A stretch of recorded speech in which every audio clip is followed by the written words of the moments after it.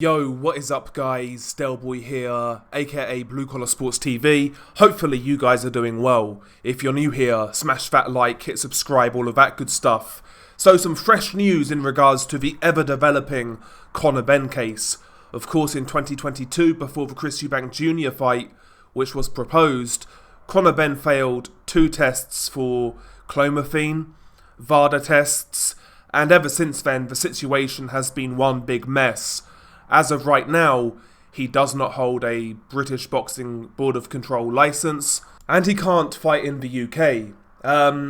Now, not so long ago, Conor Benn appeared to receive good news in regards to his case when the National Anti-Doping Panel, the NADP, ruled that he should be able to resume his career, and that he should be able to fight in the UK under a licence. However, both Ukad and the British Boxing Board of Control appealed that, essentially under the guise that they hadn't received the evidence that would clear Conor Benn of wrongdoing or get him around the strict liability laws in the UK when it comes to failed drug tests. And they never received that. They never received the documentation that Team Benn sent to the WBC, for example. And from what we hear, they still haven't had such documentation that would clear Conor Benn, or possibly clear him. So as a result, they appealed that decision by the NADP, and they have won. As of right now, Conor Benn is essentially in a state of temporary suspension until he clears his case up, which he hasn't shown a willingness to do ever since this news transpired just before the Chris Eubank Jr. fight fell through. Ultimately, there's not really much to add here. He's still free to fight in America, which I'm sure he will do. He'll still stay active in America. But this news isn't good in regards to PR. The whole situation from Team Benn to Matchroom Boxing to Eddie Hearn to Conor Benn himself, the whole situation has been handled terribly. It's been a PR disaster. And this news isn't good news. People can say, well, yeah, Conor Benn can fight outside the UK. Yes, he can. But in regards to money fights outside the UK, there's really not much there. Unless we're talking about freak show fights funded by the Middle East. You know, fights with the likes of Chris Eubank Jr. or an ancient Manny Pacquiao. Yeah, maybe you can get somebody in the Middle East to fund such fights like Qatar or Dubai, somewhere like that. But aside from those sort of fights, there's really not many cash-out fights for Conor Benn. Because, yeah, he'd get paid okay against a guy like Jaron Ennis, but considering the money that's been put into Conor Benn by Matchroom, the money that's been spent on these legal issues, it's not the sort of money that is the sort of cash-out that they're looking for, or the sort of payday that they're looking for. So Conor Benn taking these sort of fights in America, I think is very unlikely. Hence why they're talking about Conor Benn versus Manny Pacquiao, or Conor Benn versus Chris Eubank Jr., these sort of freak show fights. That's why these fights are really being pursued now. One issue being, though, Saudi Arabia, maybe no bueno, because ultimately Saudi Arabia, the fights in Saudi are sanctioned by the British Boxing Board of Control. The British Boxing Board of Control have got their foot in the Saudi Arabian boxing project.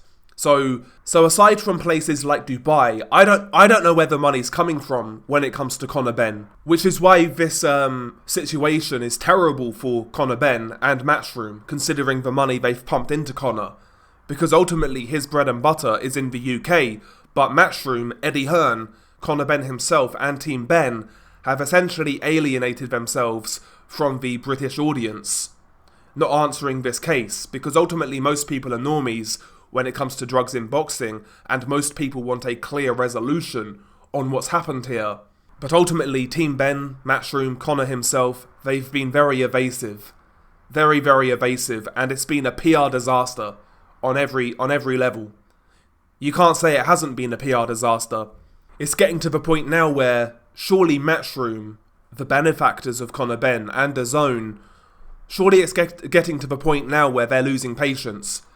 Because they've pumped a lot of money into this guy, and more than likely right now it's hard to see a return. Not only that, it's been a PR disaster, especially from a broadcaster perspective.